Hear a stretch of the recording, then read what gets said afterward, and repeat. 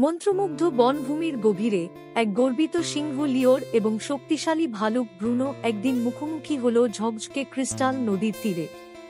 জ্যোৎস্নার আলোয় ঝলমলে সেই জল যে কারো জন্য অতুলনীয় শক্তি এনে দিতে পারে, এমনটাই শোনা গিয়েছিল। এখানে তোমার জায়গা নেই, লিওর গর্জে উঠল। তার সোনালি কেশর জলজল করছিল নরম আলো। এই জল আমার। ব্রুনো অবিচলিতভাবে দাঁড়িয়ে বলল, তার ঘন লোম খাড়া হয়ে উঠল। জল বনভূমির তোমার নয়, শান্ত কিন্তু দৃঢ় কণ্ঠে সে বলল। তাদের মধ্যে উত্তেজনা বাড়তে থাকল। এমন সময় মাটি কেঁপে উঠল, আর নদীর মাঝখান থেকে এক উজ্জ্বল আলো উঠে এলো, যা এক রহস্যময় হরিণের রূপ নিল। তার স্ফটিকের মতো শিং জলজল করছিল। তোমাদের বিবাদ থামাও, হরিণটি সুরেলা কণ্ঠে বলল।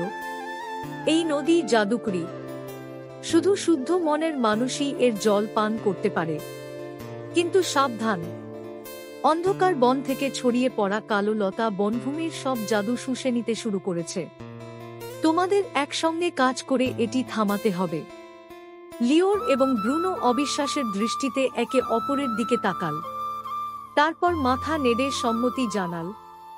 হরিণটি মিলিয়ে গেল, তার পিছু পিছু একটি আলোকিত পথ বনভূমির গভীরতরে চলে গেল। অবিশ্বাস্য সঙ্গী এই দুই প্রাণী যাত্রা শুরু করল।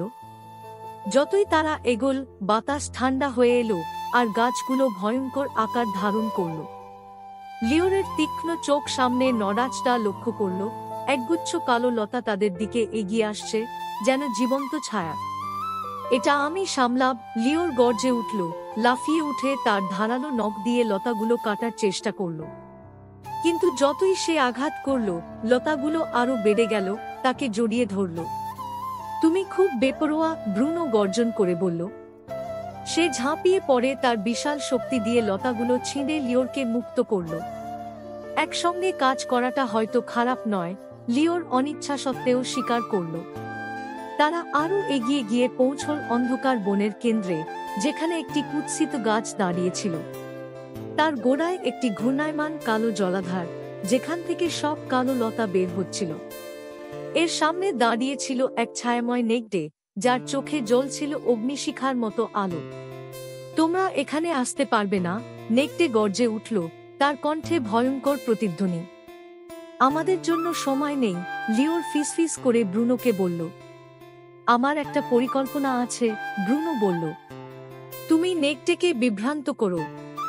লিওর গর্জে উঠল এবং একপাশে ভান করল। নেকড়ে যখন তার দিকে ঝাঁপিয়ে পড়ল, ব্রুনো তার বিশাল থাবা দিয়ে কালো জলাধারের নিচ থেকে জলজলে শিক তুলে আনল। শিকগুলো ক্রিস্টাল নদীর মতো আলো ছড়াচ্ছিল। শেষবারের মতো গর্জন করে লিওর নেকড়েকে জলাধারে ঠেলে দিল, আর ব্রুনো আলোকিত শিকগুলো পানিতে ছুঁড়ে দিল। অন্ধকার এক আলোকচ্ছটায় মিলিয়ে গেল, আর অন্ধকার বন রূপান্তরিত হয়ে এক সুন্দর তৃণভূমি হয়ে গেল। তুমি ভালো করেছ, লিওর বলল, তার কণ্ঠে নতুন এক সম্মান। আমরা ভালো করেছি, ব্রুনো সংশোধন করল। তারা নদীর কাছে ফিরে এলে স্ফটিক হরিণটি আবার উপস্থিত হল।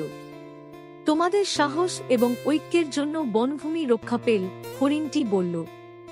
এখন তোমরা জল পান করতে পারো। সিংহ এবং ভালুক একসঙ্গে জাদুকরী জল পান করল। তাদের বন্ধুত্ব মন্ত্রমুগ্ধ বনভূমির আলোয় চিরকালের জন্য গেঁথে গেল।